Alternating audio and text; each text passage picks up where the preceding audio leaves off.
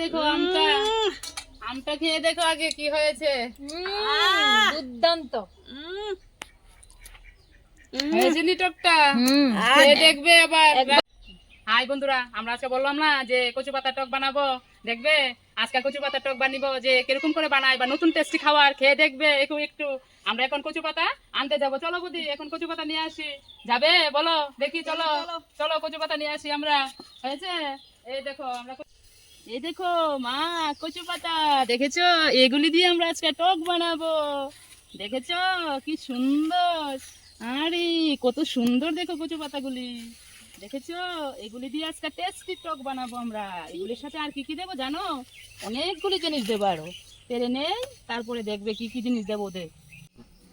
মরিচ পেরে আনলাম, হ্যাঁ মানে করুম কচু পাতার টক আমগুলি দিয়ে, এগুলি দিয়ে করবো কচু পাতার টক। কচু পাতাগুলি ধুইলাম, ধুইয়া এখন ভাপ দেবো। কচু পাতাগুলিকে টক বানিয়ে দিন বলেছিলাম, ওই দেখো কচু পাতাগুলি গরম জলে দিয়ে এবার কচুগুলি পাতাগুলি কাপ দেবো, গরম জলটাতে বলকা উঠবে এগুলি।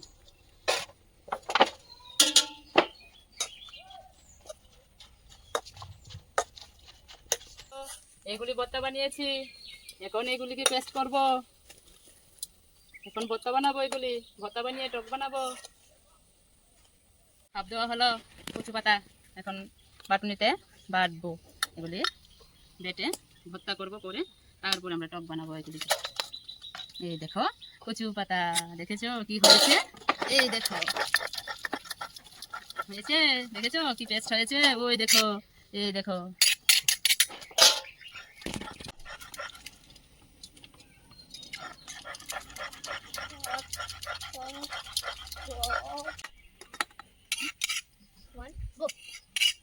পেস্ট হয়েছে কচু পাতা, বাস এখন ভর্তা হয়েছে, পেস্ট হয়েছে, এই দেখো কেমন পেস্ট হয়েছে, দেখেছো। ওই দেখো টকের জন্য আম কাটলাম, এবার আম দিয়ে টক করবো।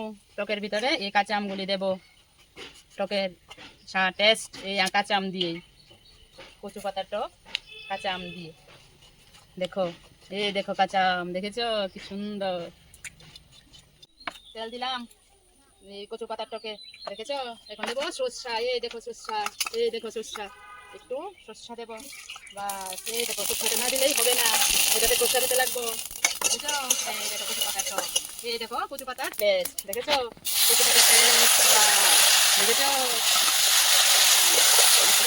আম, এই দেখো আম, আম মাছ দিতেই লাগবে, আম, আম ছাড়া টক হবেই না। শুধু টেস্টের জন্য তোমরা দাও, কাঁচা লঙ্কা দিতে পারো একটু, যে ঝাল খাবে, কেউ মিষ্টি খাবে, মিষ্টিটা দিতে লাগবে, তারপরেও দিতে লাগবে যে আমরা টক বানিয়েছি ঝাল করে, একটু একটু ঝাল, যে ঝাল খাবে একটু ঝাল দেবে, বাস। এই দেখো টক একটু, এখন দেবো একটু হলুদ, এই দেখো হলুদ দেবো একটু, এই দেখো যার পরিমাণ, একটু পরিমাণ মতো, যার টক যেটুকু হয়।